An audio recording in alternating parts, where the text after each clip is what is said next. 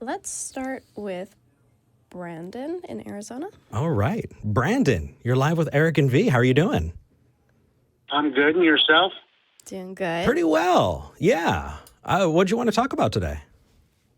Well, today I wanted to talk about the divinity of the Bible, or the divine origins of the Bible. Okay. How do you know whether or not something is divine? What separates a divine thing from a non-divine thing? Well, it's there's just lots of nothing that can be explained in our physical world as to some of the things that occur in the Bible. Okay. Like, I'm not sure if you're familiar with the Journal of the Royal Statistical Society. Hold on. Hold on, Brandon. Before we dive into the Journal of the Royal Historical Society or Statistical Society? Statistical Society? Statistical Society. Before we dive into that, I'm questioning your logic here. You said it can't be explained, right?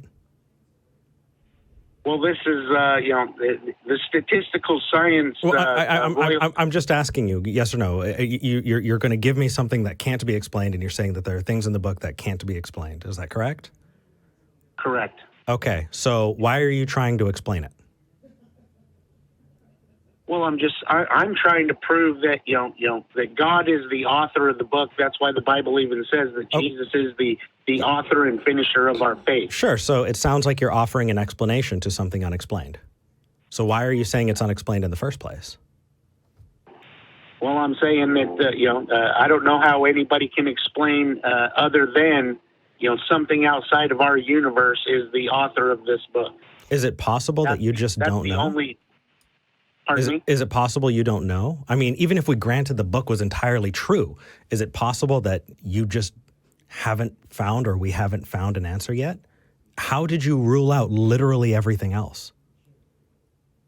Well, I mean, again, I think being, born again is an experience. I was born again. I can't. Me too. Yeah, I can't.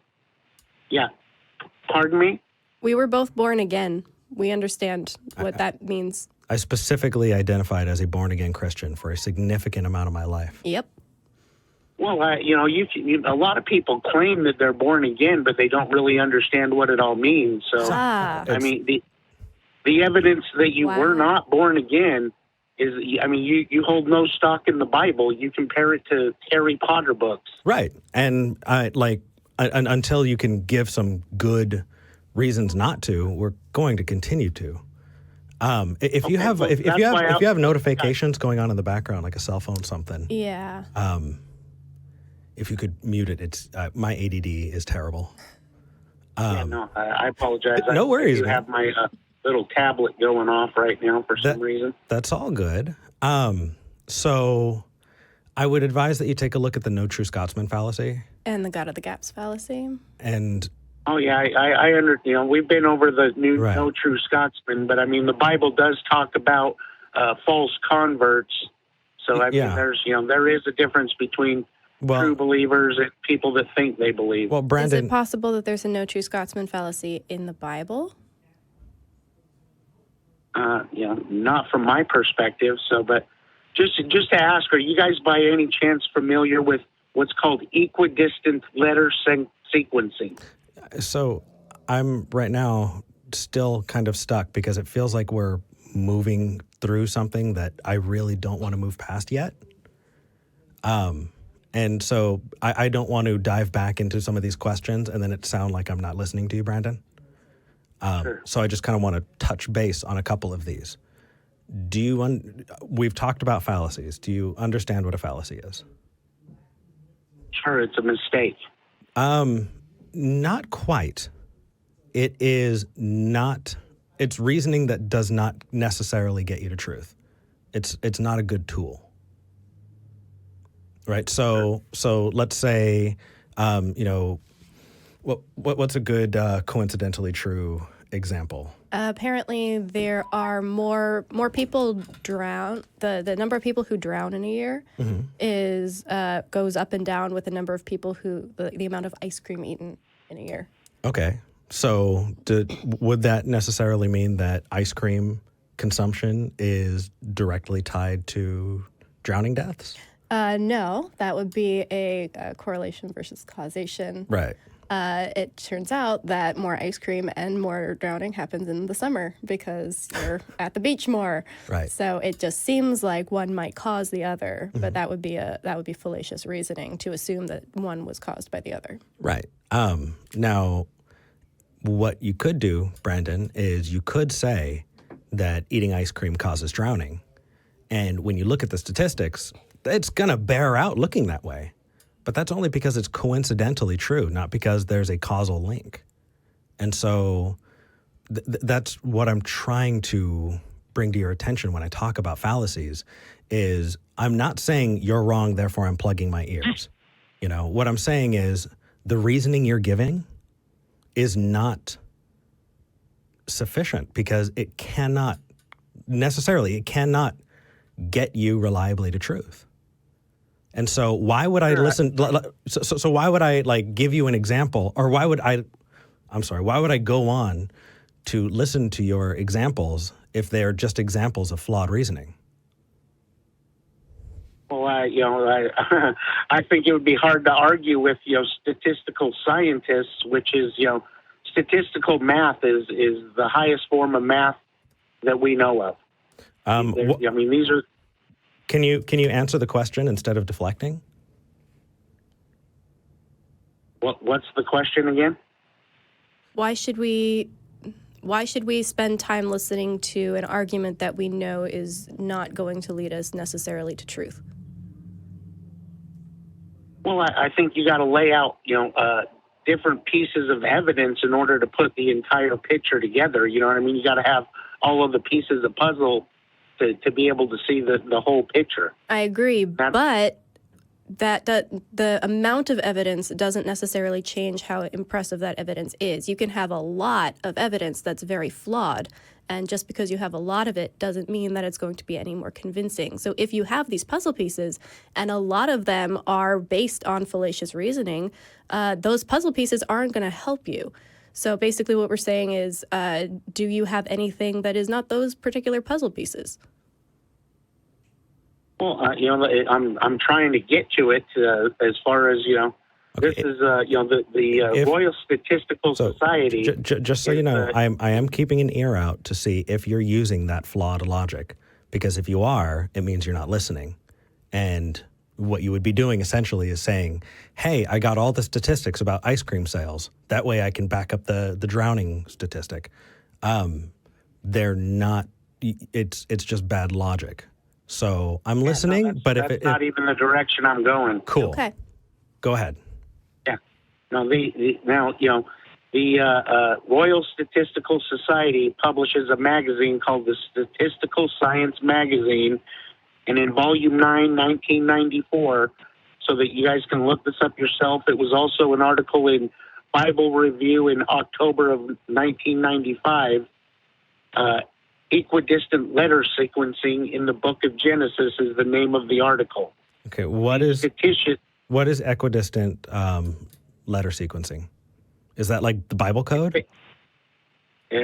Basically, yes. It's these statisticians put together a computer program, and they ran several different books through it to find these. Basically, it's like they take a letter and then say 4 spaces or 6 spaces down the line. They take another letter. They find all of these mathematical sequences. And in the book of Genesis, when they ran it through this, and this is this is a jury-reviewed article with the Statistical Science Journal, the Royal Statistical Society. They only publish juried articles. And the jury is a bunch of mathematicians from Harvard and Princeton, and their quote is, after running the book of Genesis through this computer program, that their quote is, the phenomena cannot be attributed to anything within the known physical universe. And these guys are all atheists and agnostics. They don't hold any stock in the Bible, but they were blown away when they found this. That when they ran this program, they found the names of people, where they were born, where they died, all the way up to the 1900s, different names of all of these people. Sure, and so they were okay. So let's break this down a little bit, right? First off, a basic Google search can tell you a whole lot about the Bible code. And when you're talking about the Bible code, that is another example of Texas sharpshooter.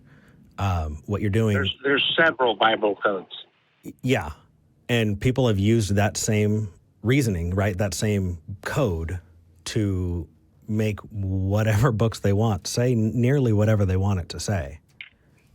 So there are examples, in 2 Chronicles 1:17, I pulled up, Kilroy was here. Was used with the Bible code. Hebrews 2:17, Kennedy shot. Numbers 28:3, Bugs Bunny. Leviticus 10:7, Hello Kitty. And people have applied it outside of the Bible to other just works of fiction and have found tons and tons and tons. What that is it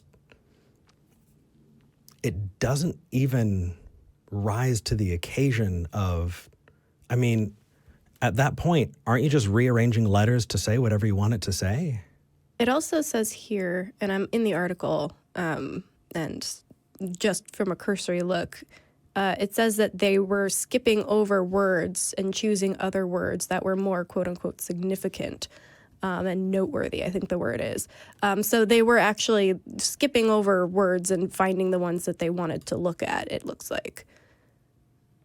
And so when you should read the whole article, yeah. So that's why I mentioned where you can find it, because it's not just that. I mean, why would their quote be, the phenomena cannot be attributed to anything within the known physical universe, and these are mathematicians that are probably the most brilliant people on the planet. Well, if they're backing up your claim, they have to be the most brilliant people on the planet, right? I'm just curious, did you read the whole paper? I have, yes. And did they actually... It made the hairs on my neck stand up. Okay, well, how about this? What if I told you that there was a Bible code, and in it, you were able to, using the same methodology, look up and see very, very famous assassinations, right? And some of these examples are Prime Minister Indira Gandhi. There we go. Soviet exile Leon Trotsky. And that is the entire word, right? It's Soviet exile Leon Trotsky. The Reverend Martin Luther King. The assassin Sirhan Sirhan. John F. Kennedy. Abraham Lincoln. Princess Diana's death is in there. Would that make the hair on your arm stand up? I mean, I guess I'd have to check it all out, but I mean, it's cool. That's in Moby Dick. Let me take it one step further. No, hold on, these guys... Brandon. That's Moby Dick. Okay. So, again, this is now an example of exactly what you're saying, right? Is rearranging words so that you can get it to say whatever you want it to say. When you're saying the atheist mega geniuses were all baffled, why? I mean, dude, a cursory Google search will show you all of the problems with it. I mean, I appreciate that you called in with something different to talk about. Do you remember the homework that I gave you last time? As far as what? Investigating if whether or not time travelers fulfill prophecy, or? To watch the episode, and because last time I said I wasn't going to be open to you calling again unless you had watched back, right, and listened to that and give it some thought. What did you think about that? Do you still think that? Do you still think that an all-knowing, all-loving, ever-present creator of the entire universe is more likely than time travel? Well, I don't know where when you read the Bible, God isn't this all-loving. I mean, he is love itself, but that makes no sense. We were made in His image. He hates people too. I mean, if people that are not born again, meaning they've been cleaned by the blood of Jesus and they're a new creature now. They're not His children. They're still children of the devil. Wait, so God hates us? God also... I wouldn't Does that say make God... he hates you. Well, no, I wouldn't say I mean, he hates you, but he's not. He's definitely not happy with your current state of unbelief. It's impossible to please God without faith. That sounds pretty terrible. Brandon, I mean, you know, you're throwing out a whole bunch of stuff, and it just feels like it's flying right over you. You know, and I'm saying that in the kindest way possible. God is love. What? That's like saying God is itchiness. That makes no sense. There would, if without him, there would be no such thing as love in our. Okay, can you demonstrate that at all? Show me that. How? Prove that with any degree of convincing. Like how? How is that the case? Does that mean that without God I can't love? I mean, you know, now I feel like we're just spinning off of the topic of proving that the divinity of the Bible. Well, I mean, so you're using the Bible code, which has absolutely been debunked, and anybody who wants to look it up can absolutely look it up. It is a significant, true waste of time, and one that I think is totally not worthy of not only our time, but Brandon, it's not worthy of your time because it's conspiracy. Hold on, Brandon. Brandon, it's conspiracy theorist bull. I mean, look it up. Do a little bit, a modicum more research. In order to further with what research I've done, they ran the Samaritan Pentateuch, which is what all of the modern Bible translations are based off of, versus the Masoretic text, which the King James Bible is based off of. In the Samaritan Pentateuch, these codes did not exist. What was their methodology, Brandon?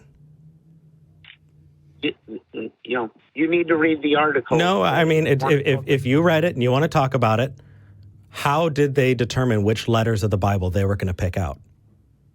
Or did they just run a computer program until it started spitting out words that were English? No, they followed specific patterns on each of the words in the Bible, like, you know, what pattern? Read the article. Every seventh letter, that kind of pattern. Correct, stuff like that. Yes. Yeah. And I just told you in Moby Dick, all of these different predicted assassinations. That is an example, one of many that have been given that clearly debunk that idea. The entire idea that if you pick whatever letters so that it makes, you know, it says whatever you want. You know, the funny thing is if you look at the letters before, you know, this amazing thing and after, it's all nonsense all the way up until you see something that's in English. And you only pick out the wins, but you forget and you throw away the misses. Mm-hmm. So was Moby Dick investigated by the Royal Statistical Society? Using the methodology that they used, they were able to come to that same conclusion with that methodology. So who is they? Yes. Who is they? Who is the they that did this? Let me see here. If you want to vamp a little, I'm gonna. I think what we're talking about is important, and how you can come to this conclusion regardless of what book you're looking at, if you have the right patterns, or if you look for long enough, or if you only count the wins. But my question then is, okay, so even if we were to grant you that we can't explain why these numbers or these letters are showing up in the order they are, that still gets us to a God of the gaps fallacy. That still gets us to we don't know, therefore God. And that's still not enough. That's not conclusive in any way. Well, I mean, for me, it's, you know, he's putting his signature on a specific text. Like I said, they ran the book of Genesis with the Samaritan Pentateuch text. It didn't work. Yeah. So only in the Hebrew Masoretic text did this code show up. Right. They ran through hundreds of different books, maybe Harry Potter, maybe Moby Dick. The code's not there. It is. It was pulled up. In fact, I just pulled this up. So the Bible Code was a book that was written by, is it Michael Drosnin? I'm talking about I don't know who Michael Drosnin is. Is the person who popularized the whole Bible Code thing, right? He famously said in 1997, when my critics find a message about the assassination of a prime minister encrypted in Moby Dick, I'll believe them. So here's the answer. Sure, Prime Minister Indira Gandhi, President Rene Mao. So the names that I listed were a specific refutation in the exact example that person gave. I don't know how you can go any further, Brandon. How can you possibly deny the holy book that is Moby Dick? I mean, it's obvious, isn't it? Look at the code. Yeah, well, I'll check out this guy that did the deal on Moby Dick there. But I mean, there are several people that have written on different types of Bible code, like Ivan Panin. Cool. He's a major mathematician. Did they use a different methodology? Yeah, he has a completely different code that shows up. Right. And did they find different results? Or were they finding the same thing regardless of the methodology they were using? No, he has completely different results and a completely different code than equidistant letter sequencing that the Royal Statistical Society did.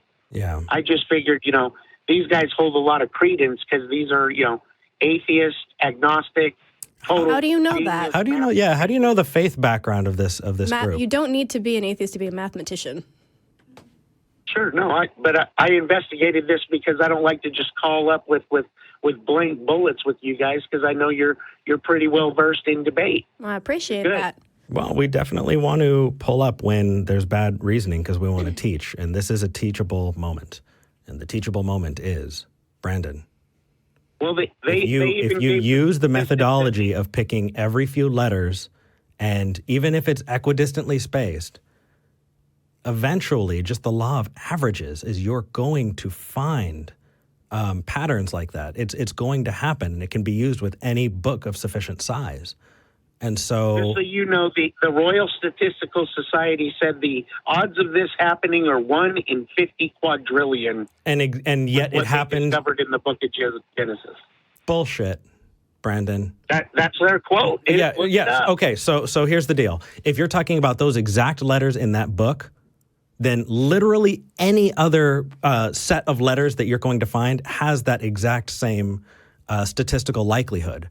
If I were to pull up a bunch of... No, hold on. If I were to pull up a bunch of nonsense letters that did not make a word using a similar algorithm, I can say, hey, that has the same statistical likelihood. It's only interesting if it pulls out, words that are in English. But dude, it's entirely unremarkable. It's entirely unremarkable. It's like saying, hey, what are the odds of you being born, if we count all of the sperm that you came out of? Right? But your what are the problem odds? Is they ran the book of Genesis through with the same book in different text. We heard you, Brandon. Okay, well, it's the same book that they ran through, and the code's not there. Okay, Brandon, go back and do some more research on this. So the Bible code is something that I specifically looked into when I was coming out of religion. And it was one of the first things that I saw as truly conspiracy theorist nonsense. And even among Christians, even among born-again Christians, it's argued as something that should probably not be considered seriously in the larger circles because it is so out there and because it is so easily shown to be unremarkable and untrue. So, I mean, and don't get me wrong, you can use the methodology to get those things, but the idea that somehow bolsters the idea that the Bible is this holy book, is divinely inspired, that doesn't get you there because you can do that with other books. Right. Now, if every person who ever created a Bible code ran their own algorithm and their own methodology and they all came back regardless with the same message, then maybe I would be interested in continuing this. Right. But you can take a text, especially a very long one like the Bible, and run it through 5, 6, 100 different methodologies and algorithms, and you're going to come up with 5 or 6 or 100 different messages, which is what it sounds like has happened. Because it's random. It's the program. the program that these statisticians did, it doesn't work on any other book. They've done many different books. No code. Okay. You're using the your same argument reasoning. doesn't stand. That's my point. Oh, I totally understand that as long as you're using that reasoning, it's not going to make sense. What we did is highlighted various ways going in circles around this so that we can show you from different perspectives and different reasons that this is absolute bunk. And what you've done is gone, well, but I don't understand it because I still want to believe it. Brandon. Nobody's debunked the royal statistics. Yes, they have. Look it up. I have looked it up. Show me where. Did you look it up in order to prove it to yourself, or did you look it up to try and refute it? Because that's going to get you very different information. I looked it up and made sure that I had all my facts straight because, I would like to help you guys actually hold some stock in this book because, you can just dismiss a whole lot of arguments for God by getting the Bible off the table. Agreed. Well, definitely your God. If you can't use the Bible to prove God at all, then it's, now you got a major uphill battle as a believer. Yeah. So that's why I'm...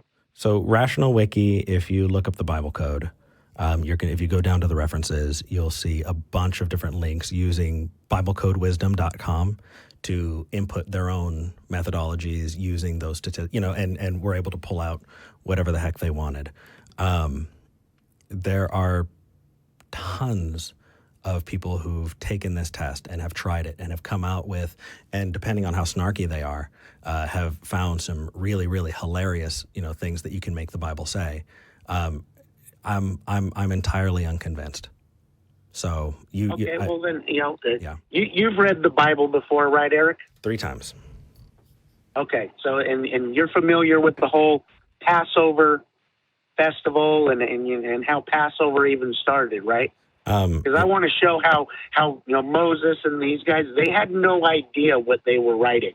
Okay, let's pick that up. Let's pick that up on the next call because we've spent a significant amount of time on this one so far. And maybe do some research about Moses and his alleged authorship of certain books. Mm-hmm. Yeah, well, the documentary, The Moses Controversy, is a real good one. There are a whole... Brandon, thank you. Sure, man. Take care. Yeah. Sometimes I wake up and I wonder why I do this. And then we get to talk to Brandon. Makes it all worth it. It does, because I don't think that Brandon, you can lead a horse to water. It doesn't mean you can make him drink. Yeah. But it does mean that maybe someone who is convinced by it can think about it and go, maybe I should do my own research. Maybe I should look into it. Right. Is it possible that if I take every 5th letter of this paragraph that I can make it say another word? And what significance should I ascribe to it? Because it's not only is it unconvincing, personally, I think that it degrades the whole thing. It just, even when I was a Christian, it just felt icky. Yeah, and also you have to wonder, okay, well, say this was God's signature on the Bible or whatever. Everybody who did not have access to the Royal Statistical Society's results are basically fucked. So, It's still massively problematic, even if we grant literally everything Brandon was saying. Yeah, but... there's only so much you can say before you find that it's just going in circles. Yep.